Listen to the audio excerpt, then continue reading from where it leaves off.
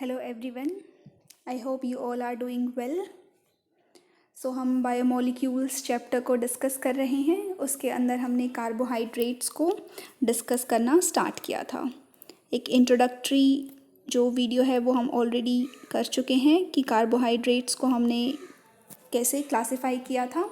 तो आज की वीडियो में हम स्पेसिफिकली मोनोसेकेराइड्स को डिस्कस करेंगे. मोनोसेकेराइड्स.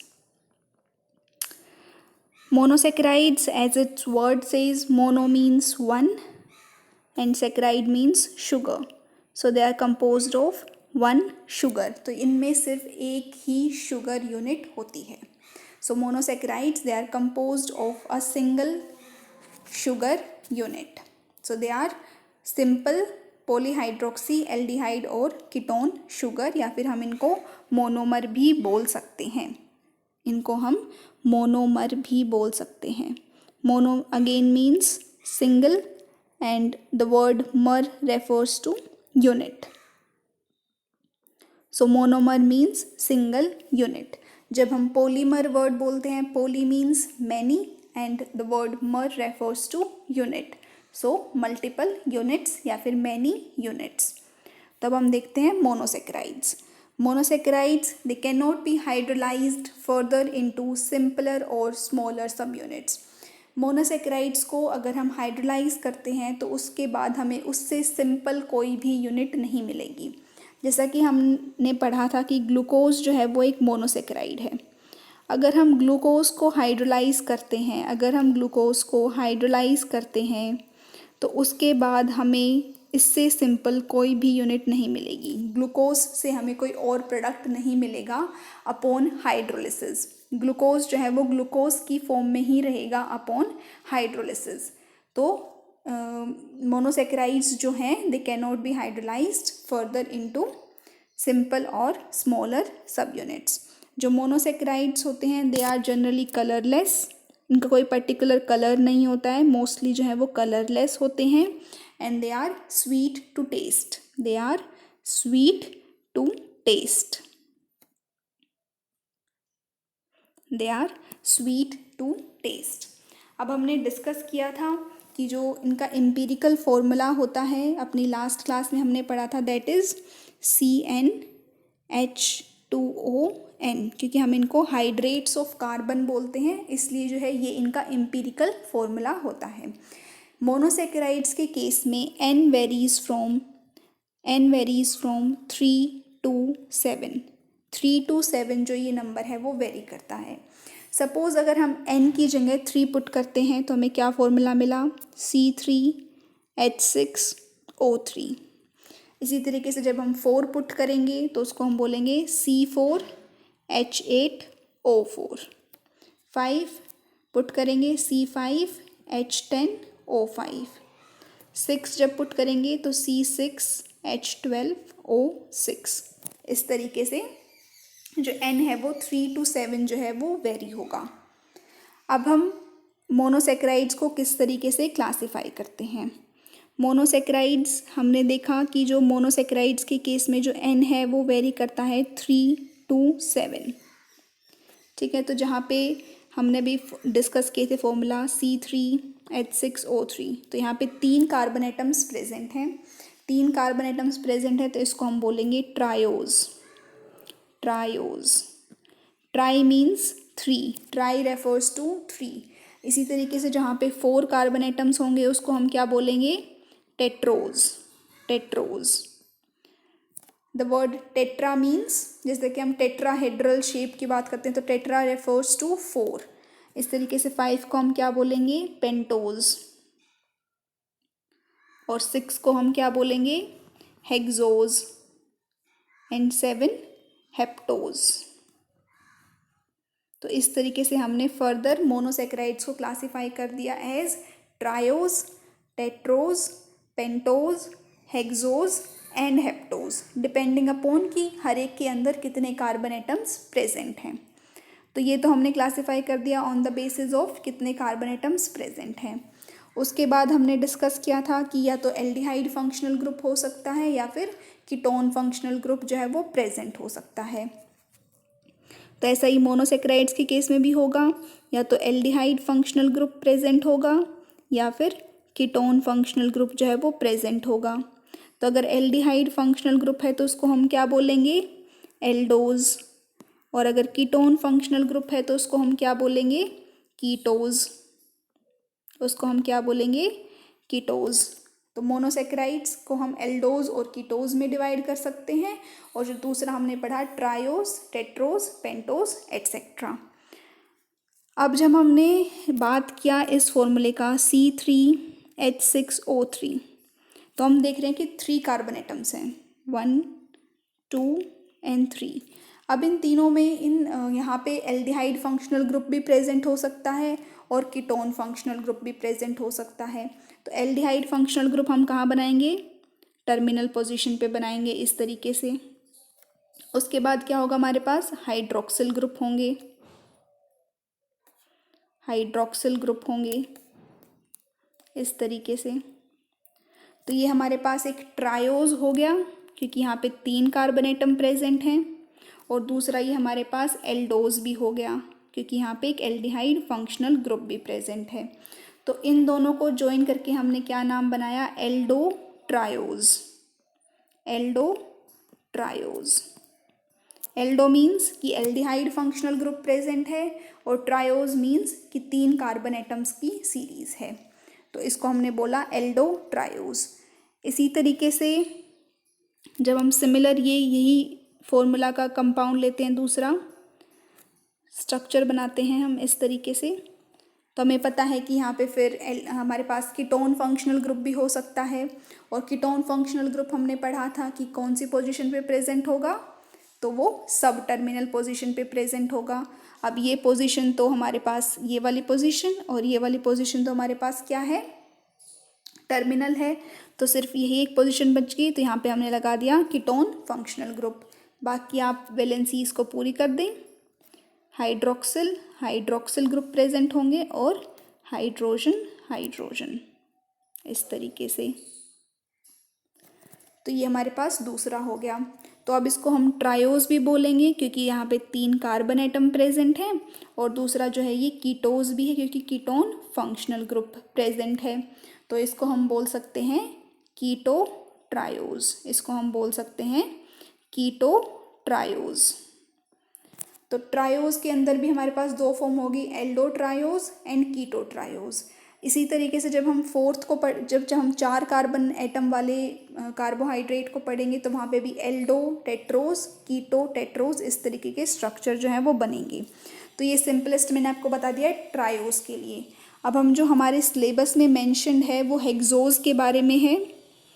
हेक्सोज मतलब कि 6 कार्बन एटम होने चाहिए, 6 कार्बन एटम्स जो हैं वो होने चाहिए।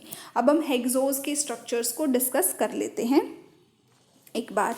जो सबसे इम्पोर्टेंट है वो है ग्लूकोज और फ्रक्टोज, ग्लूकोज, फ्रक्टोज, और जो तीसरा इम्पोर्टेंट है हमारे पास दैट इज़ गैलेक्टोज। तो हम इन तीनों के स्ट्रक्चर को एक बार डिस्कस कर लेते हैं, ग्लूकोज के स्ट्रक्चर को, फ्रक्टोज के स्ट्रक्चर को, और गैलेक्टोज के स्ट्रक्चर को। यहाँ पे आपको सबसे पहले तो ये याद रखना है कि तीनों के अंदर ही 6 कार्बन प्रेजेंट होंगे, 6 कार्बन्स। तो तीनों की जो तीनों शुगर्स हैं, glucose, fructose and galactose, they are hexose sugar which means that they contain 6 carbons. तो हम 1 बाय 1 इनके स्ट्रक्चर को डिस्कस करते हैं। सबसे पहले हम देखते हैं ग्लूकोज। तो सबसे पहले आपको क्या करना है, 6 कार्बन एटम्स आप एक लाइन में बना दीजिए। 6 कार्बन एटम्स ये हमने ज्वाइन जो है वो कर दिए। अब ग्लूकोज के अंदर आपको याद रखना है कि ग्लूकोज एक हेक्सोज शुगर है, और उसके अलावा वहाँ पे एक एल्डिहाइड फंक्शनल ग्रुप प्रेजेंट है। तो सबसे पहले आप एक एल्डिहाइड फंक्शनल ग्रुप लगा दें इस तरीके से। ये हो गया हमारे पास एल्डिहाइड फंक्शनल ग्रुप। अब आपको पता है पॉलीहाइड्रोक्सी हमें बनाना है, तो आप हाइड्रोक्सिल ग्रुप जो है वो लगाते जाएं, एक तरफ हाइड्रोजन आ जाएगा। अब आपको 3rd कार्बन पे पोजीशन जो है वो याद रखनी है। ग्लूकोज के केस में कि क्या होगा, रिवर्स हो जाएगा, यहाँ पे हाइड्रोजन और इस तरफ OH।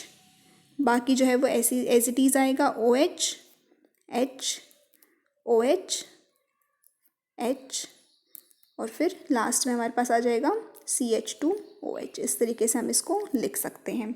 तो ये हमारे पास स्ट्रक्चर हो गया ग्लूकोज का। This is carbon number 1 2 3 4 5 and 6। 6 carbon का है। एल्डिहाइड फंक्शनल ग्रुप प्रेजेंट है। ये जो इस ग्रुप को हम बोलते हैं एल्डिहाइड फंक्शनल ग्रुप। तो ये स्ट्रक्चर हो गया हमारे पास किसका, ग्लूकोज का। यहाँ पे ग्लूकोज के स्ट्रक्चर में आपको थर्ड पोजीशन पे याद रखना है कि H और OH की पोजीशन जो है वो चेंज हो जाती है। इस स्ट्रक्चर में आप देख सकते हैं, ऐसे हमने लॉन्ग चेन स्ट्रक्चर बनाया। कार्बन एटम 6 काउंट करें और थर्ड पोजीशन पे आप चेक करें कि जो HOH की ओरिएंटेशन है वो चेंज हो रही है। तो ग्लूकोज जो है वहाँ पे थर्ड पोजीशन पे आपको ये जो है याद रखना है। बाकी सब जो है एज इट इज़ है। OH जो है वो राइट हैंड साइड पे है इस प्रोजेक्शन के, और जो H ग्रुप्स हैं वो लेफ्ट हैंड साइड पे प्रेजेंट है जब हम इस तरीके का स्ट्रक्चर जब हम ड्रॉ करेंगे ओपन चेन में, जब हम स्ट्रक्चर ड्रॉ करेंगे तो आपको सिर्फ थर्ड पोजीशन का याद रखना है। इसके बाद जब हम गैलेक्टोज के स्ट्रक्चर को देखते हैं इसी फिगर में, तो गैलेक्टोज भी जो है वो 6 कार्बन का शुगर है और उसके अलावा वो एक एल्डोज भी है। एल्डोज शुगर भी है, मतलब एल्डिहाइड फंक्शनल ग्रुप भी प्रेजेंट है। ये एल्डिहाइड फंक्शनल ग्रुप हो गया और 6 कार्बन का शुगर है। फिर ग्लूकोज और गैलेक्टोज में डिफरेंस कहाँ पे आता है। ग्लूकोज और गैलेक्टोज का स्ट्रक्चर बिल्कुल सिमिलर है एक्सेप्ट एट पोजीशन नंबर 4। जब हम गैलेक्टोज में कार्बन नंबर 4 को देखेंगे तो वहाँ पे जो हाइड्रोजन है वो राइट हैंड साइड पे है और जो हाइड्रोक्सिल ग्रुप है वो लेफ्ट हैंड साइड पे है। सिर्फ इतना सा ही डिफरेंस है ग्लूकोज और गैलेक्टोज के स्ट्रक्चर में। तो अगर आपको ग्लूकोज का स्ट्रक्चर याद है तो आप गैलेक्टोज का स्ट्रक्चर बना सकते हैं।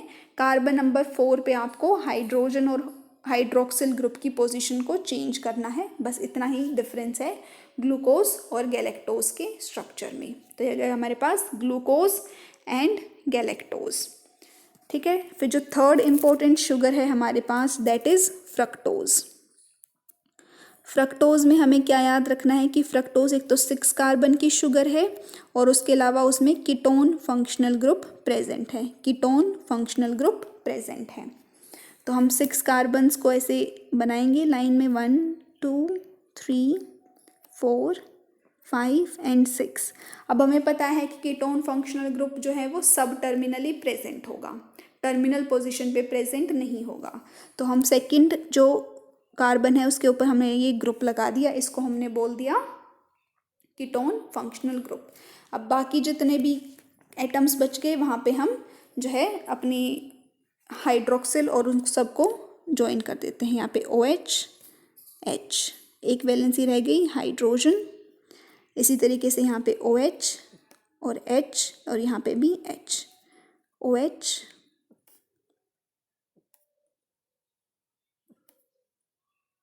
और यहाँ पे थर्ड पोजीशन पे फिर से ऐसे ही H and OH। So fructose जो है वो एक कीटोज शुगर है, 6 कार्बन की शुगर है, हेक्सोज है।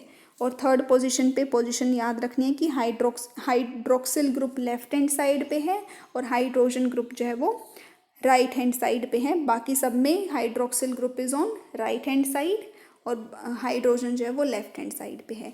तो थर्ड पोजीशन पे हमने 3 स्ट्रक्चर डिस्कस किए, ग्लूकोज का भी, गैलेक्टोज का भी और फ्रक्टोज का भी। तो ये याद रखना है। तो डिफरेंस कैसे याद रखेंगे आप इन तीनों के स्ट्रक्चर में, क्या याद रखना है आपको। सबसे पहले जो तीनों जो हैं वो 6 कार्बन की शुगर हैं, तो 6 कार्बन आप लाइन में बना देंगे तीनों के केस में जब आप स्ट्रक्चर ड्रॉ कर रहे हैं। फिर आप देखेंगे कि ग्लूकोज और गैलेक्टोज जो हैं वो एल्डिहाइड्स हैं। ठीक है, क्या है एल्डिहाइड, मतलब वहाँ पे एल्डिहाइड फंक्शनल ग्रुप प्रेजेंट है। और एल्डिहाइड फंक्शनल ग्रुप कौन सी पोजीशन पे होना चाहिए, टर्मिनल पे। तो कार्बन नंबर 1 पे आप बना दें एल्डिहाइड फंक्शनल ग्रुप। ठीक है। और फिर जो फ्रक्टोज है वो एक कीटोज है, मतलब कीटोनिक फंक्शनल ग्रुप प्रेजेंट है। तो ये टर्मिनल पोजीशन पे तो होगा नहीं, ये सब टर्मिनल पोजीशन पे होगा। तो आप कार्बन नंबर 2 पे बना दें कीटोन फंक्शनल ग्रुप। ठीक है, कार्बन नंबर 2 पे आप बना देंगे कीटोन फंक्शनल ग्रुप। ये हो गया पोजीशन। ये इतना आपको याद रखना है कि एल्डिहाइड किस में है और कीटोन किस में है। उसके बाद जो दूसरा डिफरेंस है वो हमें कार्बन नंबर 3 पे देखना है कि जब कार्बन नंबर 3 हम ड्रॉ कर रहे हैं, कार्बन नंबर 3 पे हमें याद रखना है कि हाइड्रोजन जो है वो हमारे राइट हैंड साइड पे आएगा और जो हाइड्रोक्सिल है वो लेफ्ट हैंड साइड पे आएगा। बाकी सब जगह आएगा किस में, बाकी सब जगह जो है OH जो है वो राइट हैंड साइड पे होगा बाकी सब कार्बन्स पे, और जो हाइड्रोजन है वो लेफ्ट हैंड साइड पे होगा। ठीक है, तीनों के अंदर आपको ये याद रखना है। अब हम बात करते हैं ग्लूकोज की और गैलेक्टोज की। इन दोनों में क्या डिफरेंस हुआ ग्लूकोज और गैलेक्टोज में? तो ग्लूकोज और गैलेक्टोज पे आप कार्बन नंबर 4 पे चेक करना। ग्लूकोज में कार्बन नंबर 4 पे OH is on right hand side and H is on left hand side. Galactose में कार्बन नंबर 4 पे हाइड्रोजन जो है वो राइट हैंड साइड पे होगा और यहाँ पे हाइड्रोक्सिल जो है वो लेफ्ट हैंड साइड पे होगा। तो इस तरीके से आपको इनके ओपन चेन स्ट्रक्चर्स जो हैं वो बनाने हैं। इस फिगर में आप एक बार दोबारा देख सकते हैं। 6 कार्बन्स तीनों के अंदर, ग्लूकोज गैलेक्टोज एल्डिहाइड शुगर, तो पहले कार्बन पे एल्डिहाइड लगा दें, ये पहला कार्बन, ये पहला कार्बन। फ्रक्टोज में दूसरे कार्बन के ऊपर, फिर एक जो याद रखना है कि थर्ड कार्बन पे हाइड्रोजन राइट हैंड साइड पे और हाइड्रोक्सिल लेफ्ट हैंड साइड पे। फिर गैलेक्टोज में एक और चीज़ याद रखने की, फोर्थ कार्बन पे भी सेम ऐसा ही होगा कि हाइड्रोजन जो है वो राइट हैंड साइड पे और हाइड्रोक्सिल जो है वो लेफ्ट हैंड साइड पे। तो इस तरीके से आप इनका जो स्ट्रक्चर है वो बना सकते हैं। बेसिकली जो 3 इम्पोर्टेंट शुगर्स हैं जो हम आगे भी डिस्कस करेंगे वो यही हैं, ग्लूकोज, गैलेक्टोज एंड फ्रक्टोज। तो इन तीनों के स्ट्रक्चर्स को आप बनाने की प्रैक्टिस करें। कुछ कुछ पॉइंट्स हैं जो आपको याद रखने हैं, को क्या एल्डोज कौन सा है, कीटोज कौन सा है, कौन सा ग्रुप कहाँ पे प्रेजेंट है, इस तरीके से आप याद करके इन तीनों के स्ट्रक्चर को बना सकते हैं।